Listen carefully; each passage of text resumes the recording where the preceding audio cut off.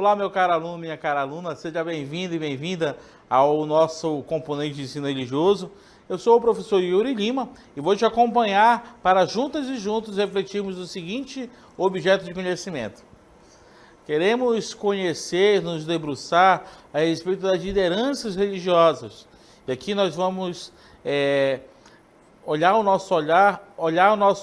os conceitos sobre líder religioso, um exemplo de vida, o pai de santo, a mãe de santo, o pajé, as benzedeiras e benzedeiros e outros. Então, tome nota de todas as questões que forem sendo apresentadas ao longo dessa aula e vamos que vamos construir educação.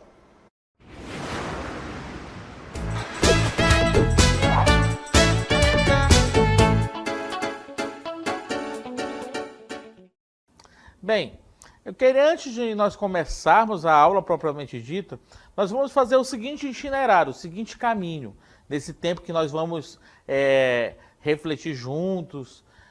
Antes de nós fazermos esse caminho, eu te peço para que você pegue seu caderno, sua caneta, faça as anotações necessárias, até para poder também bem tomar nota, verificar alguns conceitos. E isso, de repente, pode te ajudar nas atividades que nós vamos oferecer no decorrer desta unidade, tá bom?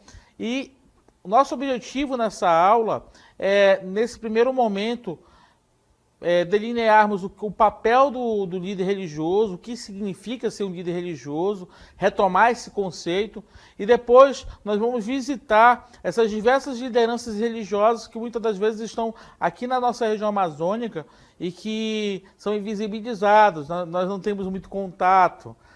E às vezes também essas lideranças estão nas nossas comunidades, próximo da nossa realidade, mas de repente são uma presença humilde que destoa um pouco das lideranças religiosas de outras igrejas, de outras grandes religiões. Então, o nosso papel nesta aula é olhar para essas lideranças religiosas que são tanto de matriz afrodescendente, afro-brasileira, quanto de matrizes amazônicas, Então, vamos nesse primeiro momento, então, revisitar o conceito de liderança religiosa. Vamos lá, então, a primeira cartela. Bem, primeira coisa que nós temos que entender é que o líder, geralmente, ele apresenta algumas características que são de caráter carismático, tradicional e racional. Olha só algumas características importantes. O carisma, a tradição ao qual ele vai carregar, mas também a racionalidade, o uso da razão, Ele pode possuir todas ou também destacar alguma dessas características, ou combinar todas essas características, Pode acontecer às vezes que o líder ele não é tão racional, mas trabalha muito em questão carismática, ou às vezes pode acontecer que esse líder religioso trabalha muito mais a vertente da tradição, ou também ele pode ser reconhecido pelo grande uso da dimensão da razão, ou nós podemos ver lideranças religiosas que vão combinar a dimensão carismática, a dimensão racional e tradicional, ok? Então, vamos para a próxima cartela e vamos ver o que fazem esses líderes religiosos.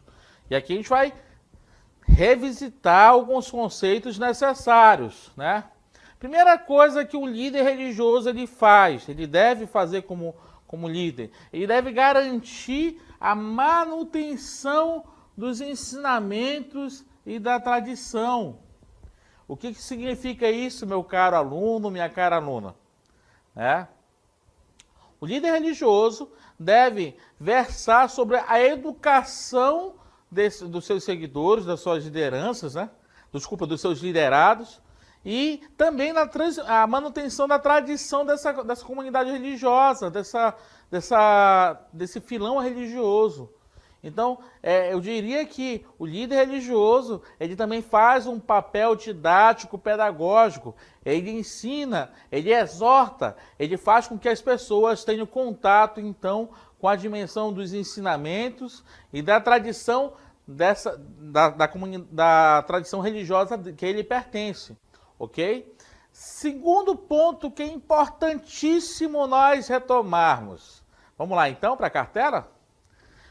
O líder religioso é aquele que encoraja, aconselha, né? Eu diria aqui que esta dimensão do encorajamento e do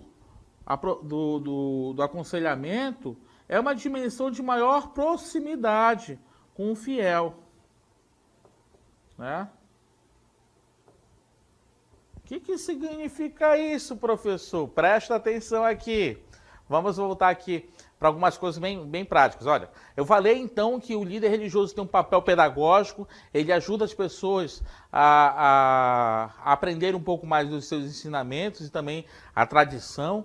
Então ele faz esse papel de manutenção tanto dos ensinamentos quanto da tradição, mas também é aquela pessoa que levanta a comunidade, que tem essa dimensão de encorajar as pessoas, que tem essa dimensão de aconselhar as pessoas, inclusive nos seus momentos de crise. Né? Quantos padres, quantos pastores, quantos pajés, quantos bezendeiros, quantos rabinos, quantos sheiks, se colocaram à disposição para acolher, para consolar, para encorajar seus fiéis. E aqui vale nós pensarmos os momentos de crise que, às vezes, a comunidade que ele está inserido pode estar sofrendo, né? Para pensar agora, nós estamos passando por um momento muito instável de guerra lá na Ucrânia, né, lá na Europa. Ou momentos que nós já passamos ao longo da história do Brasil, que as comunidades passaram por esse momento da Covid, e que muitas das vezes a liderança religiosa foi aquela que consolou diante de momentos de luto, mas também de momentos de alegria, momentos de incentivo para a comunidade também dar os passos necessários. E aí a gente pode perceber que o líder religioso é aquele que também tem esse papel da proximidade da comunidade. Ele tem que estar próximo da comunidade, ok? Uma outra característica que o líder religioso deve sempre fazer, que na verdade é a função dele, vamos lá por favor, é a realização das cerimônias. Né? A gente diria aqui que o líder religioso, ele é aquele que é o guardião da liturgia da comunidade. O que significa isso, professor? Liturgia, né? Presta atenção aqui. Olha só, o líder religioso é aquele que às vezes faz o batismo, né? Às vezes primeiro Eucaristia, batismo, os rituais funerários, os rituais de acolhida do novo fiel à comunidade. Tudo isso, todas essas cerimônias, nós podemos dizer que são liturgias, né? Ele é o grande responsável pela realização das cerimônias, né?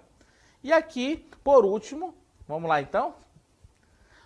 O líder religioso é aquele que orienta os fiéis para a virtude e para a tradição.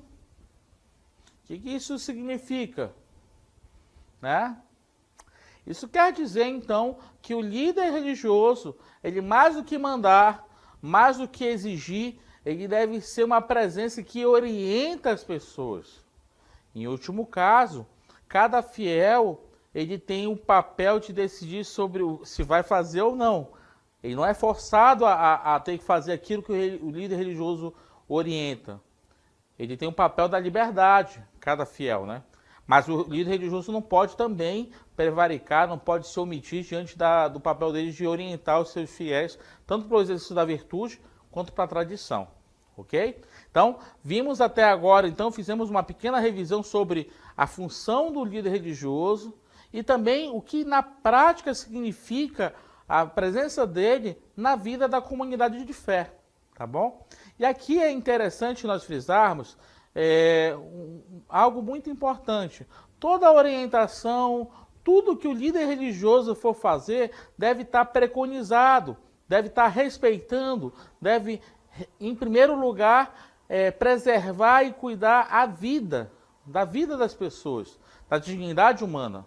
Se o seu papel de orientação fere a dignidade humana, a vida humana, aí é algo que a gente deve repensar, deve ser repensado. A comunidade, ela deve questionar, sim, por que não? Porque, na verdade, toda tradição religiosa preconiza e deve proteger a vida humana, ok?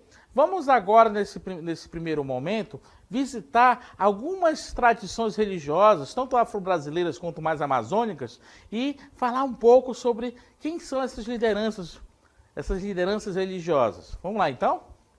Bem, nós vamos ver aqui os nossos irmãos da Umbanda e do Candomblé. Na Umbanda e do Candomblé, o líder religioso pode ser chamado de Pai de Santo ou Babalorixá. Olha que bonito nome. Isso quando é uma figura masculina. Mas, se for uma figura feminina, essa liderança feminina vai ser chamada de Mãe de Santo ou Ialorixá. Então, quando é masculino, Pai de Santo ou Babalorixá, e quando é feminino, Mãe de Santo ou Ialorixá, ok? E qual é o papel, a função dessa liderança religiosa? Em primeiro lugar, ela deve ser o chefe do terreiro, né? Já vimos que o lugar onde acontecem as celebrações religiosas, tanto da Umbanda quanto do Candomblé, se chama de terreiro. Além disso, essa liderança é responsável pelo culto religioso, pela administração do grupo, mas principalmente pela manutenção da ordem do terreiro, do lugar onde acontecem os ritos religiosos. Então, se a gente for parar para pensar agora, professor, qual é a função, então, do pai de santo, da mãe de santo, né? Olha só, é ser chefe do terreiro, é ser responsável pelo culto religioso, é administrar também e também zelar pela ordem das coisas. Esse é o principal papel, principal função dessa liderança religiosa dentro da Umbanda e do Candomblé. E qual é a missão dessa liderança religiosa? Vamos lá então? Aqui nós vamos ver que a missão deles, olha só, é transmitir oralmente de geração em geração, principalmente as suas crenças. Né? Olha que bonito. Presta atenção aqui comigo. Rapidinho. Meu caro aluno, minha cara aluna. Então, nós temos que parar, às vezes, com aquele tipo de preconceito que às vezes ocorre em nossas comunidades em relação aos nossos irmãos e irmãs de matriz afro-brasileira, tanto do Candomblé quanto da Umbanda. Muitos desses lugares são lugares que acolhem e são super abertos, devem ser respeitados, né? Basta de intolerância em relação aos nossos irmãos e irmãs de matriz africana. E aqui a gente vê muito bem o papel de uma liderança religiosa, tanto da Umbanda quanto do Candomblé. Ele deve, na verdade, ele é uma pessoa que cuida dos ritos, do terreiro, da liturgia, mas também cuida da vida, cuida das pessoas. Ele transmite toda a dimensão, né, dos ensinamentos sagrados para eles, e aí não faz mal nenhum para ninguém. Muito pelo contrário. Se a gente parar para pensar, nas grandes periferias das cidades e comunidades, essas lideranças afro-brasileiras, elas prestam um papel assim, muito único e especial para principalmente acolher as pessoas mais pobres. No ensinamento de chás, de remédios naturais, e aí, muitas das vezes nós não damos o devido valor. E aqui nós queremos te ensinar a compreender que essa é uma dimensão de acolhida que nós devemos exercitar como cidadãos e cidadãos. Mesmo que você não concorde com a doutrina da outra religião, mas uma coisa é a obrigação de cada um de nós, respeitarmos o diferente. Ok? Vamos voltar então, por gentileza? Na próxima cartela, nós vamos ver que nessas tradições religiosas não existe nenhum documento escrito, ou seja, que descreva quem é a pessoa que deve exercer o papel de líder. aqui nós entendemos que o líder religioso, ele tem um direito adquirido, ele é reconhecido e respeitado pelos seguidores da religião.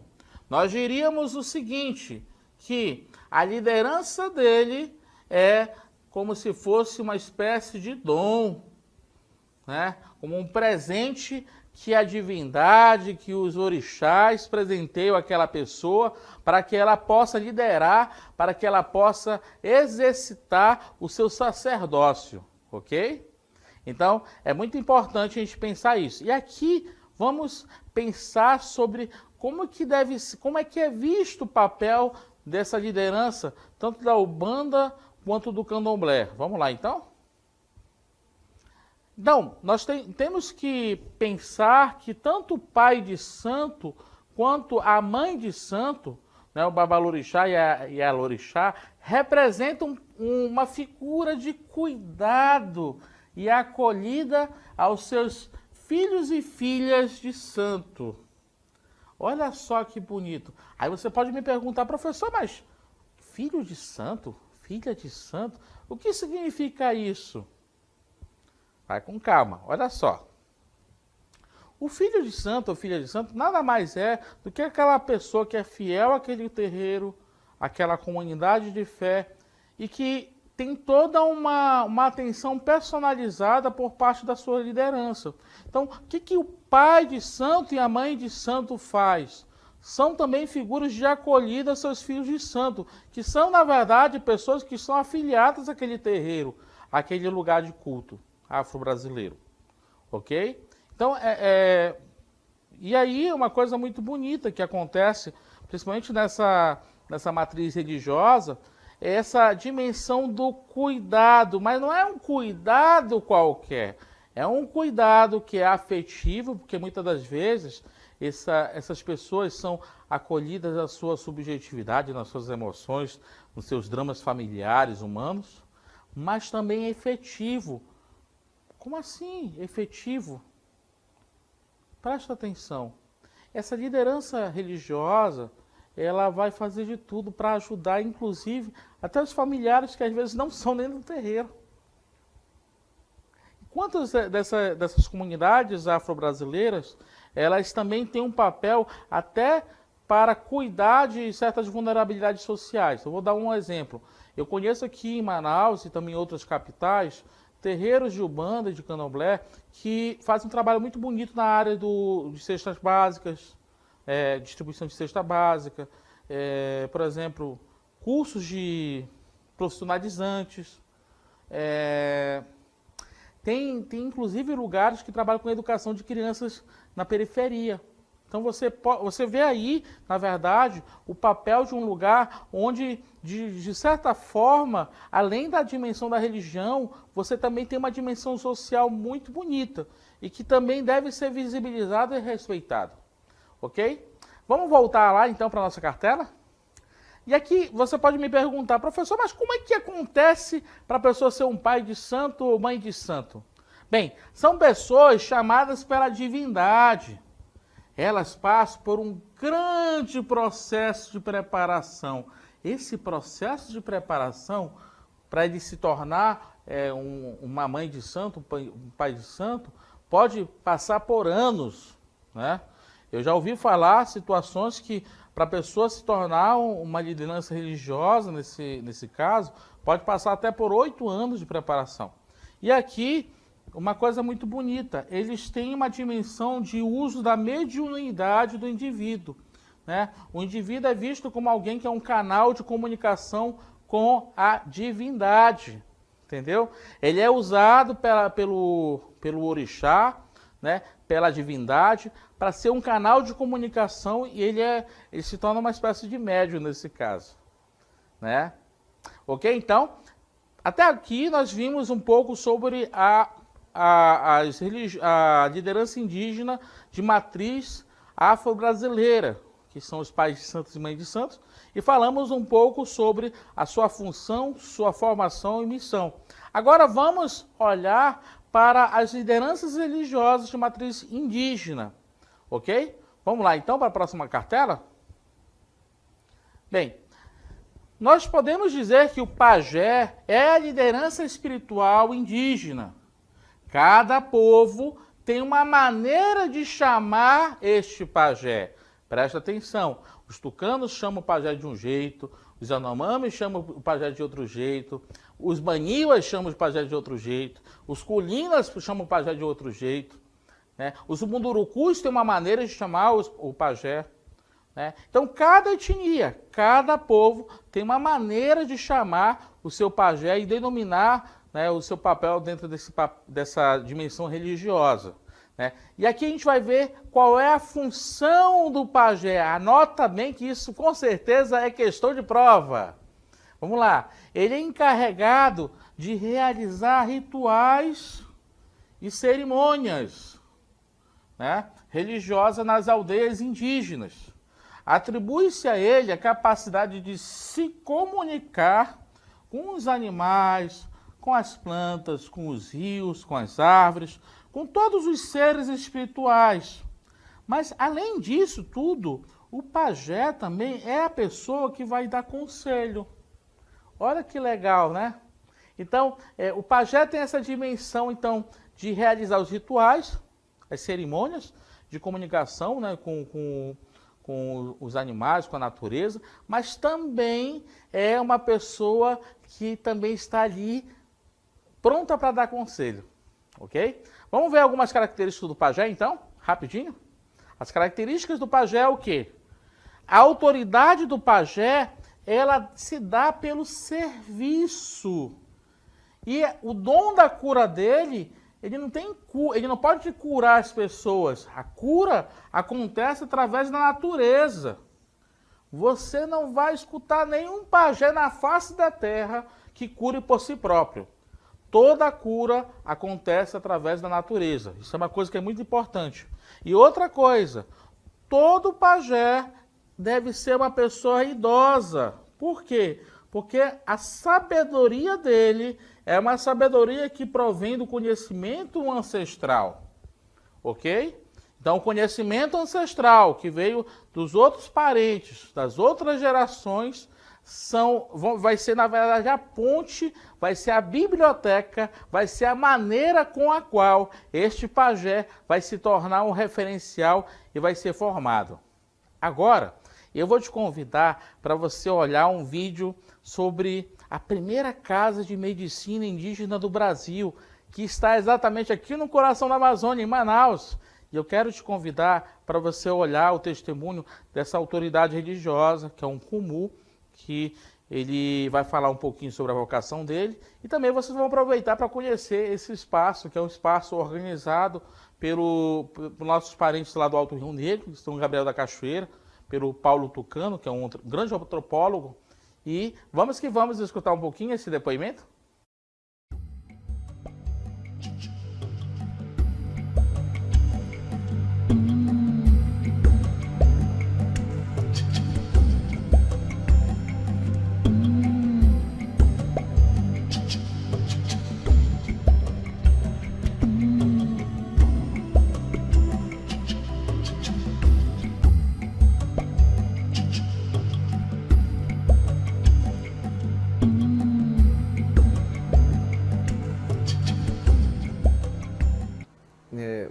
A palavra Kumu é uma palavra que é a origem da nossa cultura, né? Que, assim, historicamente, minha avó era grande Kumu, né? Como ele jogava água, que tirava doenças das pessoas, né? Ele que sabia essa espiritualidade, né? Porque ele tinha esse conhecimento. Mas ele, como era grande curandeiro, né? Com as palavras, né? Como um grande médico, né? Que ele já vinha olhando, visando a doença das pessoas, né? Como que ele está sentindo, o que ele tinha, né? Por isso que o Kumu, o nome de Kumu, ele não é uma liderança, né? Ele também não é uma pessoa líder espiritual também. Apenas ele é uma pessoa que tem esse conhecimento de benzimento, né? Mas esse Barcessé que a gente chama benzimento é uma medicina, né? Uma medicina conhecida, uma planta medicinais também, né? Através disso a gente faz um Barcessé, né? Sobre a doença que a pessoa tem, né? e vários tipos de doenças que a pessoa possui, né, desse mundo, né. Aí, como médico, né, como meu avô era meu grande pajé, né, ele, antes da pessoa aparecer doente, ele já sonhava. Ele já sabia qual a doença a pessoa tinha, né? Então, em cima disso, ele benzia, né, fazendo bacessé com a planta medicinais, né?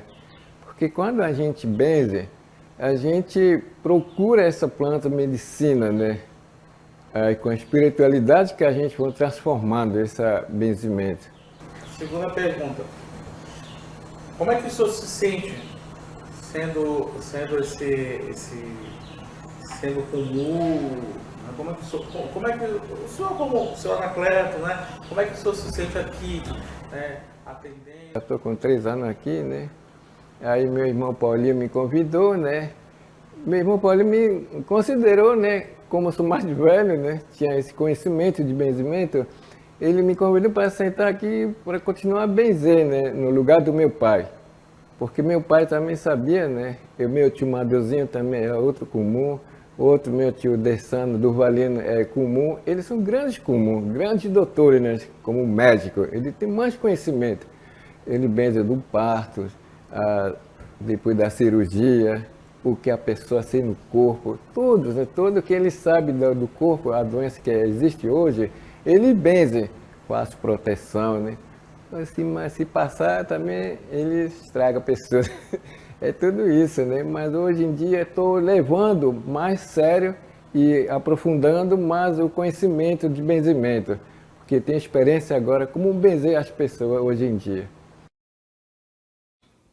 Então, nós escutamos então o depoimento do seu Anacleto Tucano, é um indígena de São Gabriel da Cachoeira, da etnia tucana, e ele está falando sobre a sua vocação como alguém que faz bênçãos, né?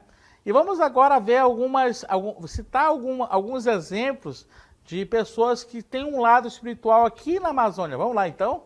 Bem, no Alto Rio Negro, os anciões indígenas são chamados de Kumu, né? Eles aplicam o bacessé, que é um tipo de benzimento que é oriundo do Alto Rio Negro, que invoca a presença dos seres da floresta, que, segundo eles, detêm todo o conhecimento sobre a humanidade, ok? Então, esse tipo de bênção, de força da floresta, ele pode curar a humanidade porque é carregado de energia da natureza. Vamos para a próxima cartela? E aqui a gente pode ver tantas pessoas que ajudam, né, as suas comunidades nessa área espiritual, né? Depois nós queremos relembrar algumas figuras religiosas na Amazônia. Vamos lá então? Temos os benzedores, as parteiras, os sacacas, que são pessoas comuns, que vivem nas comunidades espalhadas na Amazônia. Eles possuem um dom especial, pois acessam o mundo espiritual dos encantados e também dialogam com a floresta. E aqui eu quero fazer a lembrança de uma figura que em várias comunidades é muito presente. Eu quero homenagear na aula de hoje essa figura da parteira. Quantas parteiras temos nas nossas comunidades, né? E aqui, vamos lá então? As parteiras ajudam nos partos e precisam ter um chamado espiritual. Então não é qualquer um que chama uma parteira, né? A função dela é auxiliar a comunidade na parte tanto da saúde mental, física e espiritual, com a ajuda de plantas e orações. E muitas das vezes, vamos lá rapidinho, aqui para mim. Muitas das vezes, meu caro amigo, a humildade é um traço muito comum nas parteiras. Quantas parteiras são madrinhas de tantas pessoas nas comunidades? E fora que além de ela ajudar no parto das pessoas, elas ajudam fazendo pequenas orações, chás, coisas muito bonitas na comunidade, tá bom? E qual é a característica da parteira? Vamos lá então? A humildade é um traço muito comum nessas pessoas. Geralmente tem poucos anos de estudos formais, falam mansamente, moram em casas simples e vestem-se da mesma forma que os demais moradores. Eles dizem que não são curadores, né? E vai lá então, eles não fazem propaganda de seus serviços, as pessoas que procuram, para eles quem cura é Deus, através do dom deles. Eles aplicam orações, E aí, muitas das vezes, são orações que vão ser contra o quebranto, mal-olhado, panema, rasgadura, espinhela caída, erisipela, assombrada, manifestação de espírito mal, né? Essa é a questão da parteira. Aqui a gente tem uma outra figura bem interessante, além das parteiras. Vamos lá na próxima cartela? Temos a parteira e também os puxadores. O dom desses puxadores, muitas das vezes, é um dom é fundamentado no serviço. A saúde e a harmonia do corpo dependem da harmonia espiritual. A obrigação de fazer o bem sem esperar pagamento.